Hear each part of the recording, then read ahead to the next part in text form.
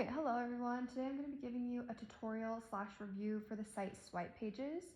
I was tasked with learning about this site for one of my marketing classes, and I just want to take you through everything that I realized and learned while I was figuring out this app. So this is the starting page when you are working on a landing page. I think the most important thing to know are the big category buttons that are over here in the top left corner. You have your layers, your modules, and your settings. So layers are going to be each one of these sections right here, as you can see highlighted in blue.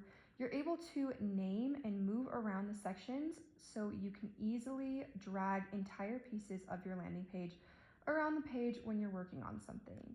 Each of these sections can be added to the page or found in this module down at the bottom. You can either add a blank section or browse templates. My preferred way to create these sections are to browse templates and then customize them to be the way I want them to be. So when I'm creating a template, I'm going to find something that looks the way I want it to, click on that and load the template. And then I'm going to get to work customizing it to look the way I want it to. So when you're working on a template, the section you're going to want to be on is right up here in the top left corner. And you're going to see different options based on what you're working on. If you're using text, you're going to be able to look at the content or the advanced settings, which have to do with margins, borders, dynamics, and animations, things like that.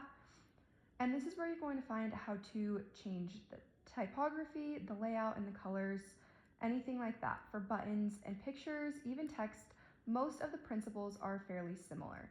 So to change text, you're going to want to highlight the text, look over here on the left corner, and you can see all sorts of different options that you have within the style, things like background colors, text colors, overlay colors, the size, and all sorts of things like that.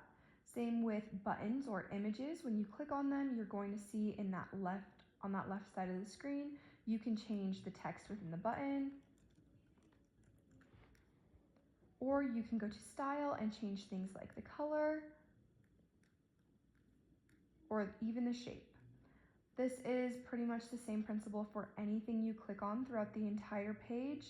You're just going to click on it and go look in that left column to see what you're working on, either the content, the style, or more advanced things like shadows, borders, or animations. Once you have your page looking like you want it to, some important things to know are the modules and the settings. I recommend, if you're a beginner at SwipePages, just browsing templates and then finding the template that you want and modifying the looks to be what you want them to be. However, it also works very well to use this modules to build your own templates or sections for these pages.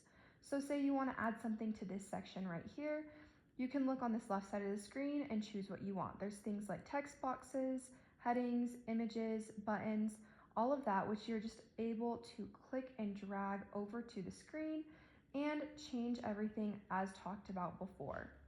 This is a great way to design design sections exactly how you want them to be. And you can even add more complicated options like forms